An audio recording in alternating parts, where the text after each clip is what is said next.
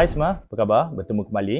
Saya rasa pada part yang sebelumnya, part awal tadi, saya telah menerangkan mengenai keperluan untuk mendaftarkan syarikat sebagai enterprise dan kenapa kita perlu mendaftarkan sebagai enterprise. Saya ada terangkan mengenai 3 poin sebelum ni dan kita akan sambung semula dengan part kedua untuk hari ini. Apa yang kamu perlu tahu? Okey, yang pertama sekali adalah dari segi pentadbiran. Okey, apa yang bila kita kata pentadbiran ini kalau kita kata sendirian berat, biar saya buat perbandingan dengan sendirian berat. Bila kita kata pentadbiran menurut sendirian berat, kamu kena ada company secretary, kamu kena ada banyak proses-proses, mungkin ada keperluan untuk mengaudit kewangan dan sebagainya. Tapi kamu bayangkan, kamu ni hanya baru nak memulakan satu perniagaan. So bila kamu hanya baru nak mulakan satu perniagaan, kenapa kamu perlu merumitkan keadaan? Kamu belajar dulu.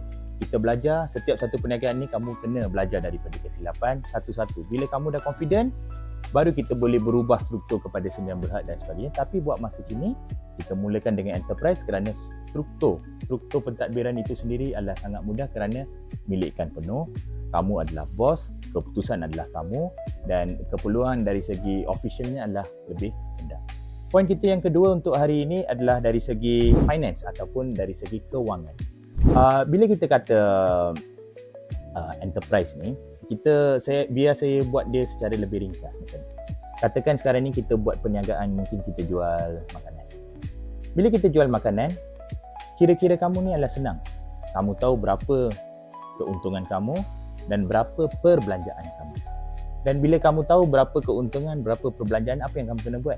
Perbelanjaan itu kamu akan tolak daripada keuntungan dan bila kamu tolak dari keuntungan itu, kamu akan tahu sama ada kamu ni betul-betul untung ataupun kamu ni sebenarnya rugi dalam perniagaan kamu. Tetapi dalam bentuk struktur perniagaan yang lain, mungkin ada rakan kongsi dan sebagainya. So ianya akan lebih merumitkan keadaan. So dalam situasi ini saya rasa tak perlu. Kita maintain dulu dengan enterprise. Poin ketiga yang saya ingin tekankan di sini adalah dari segi flexibility. Ini penting ramai yang terlepas pandang kerana bila ianya adalah keputusan kamu sendiri. Kamu adalah pemilik syarikat.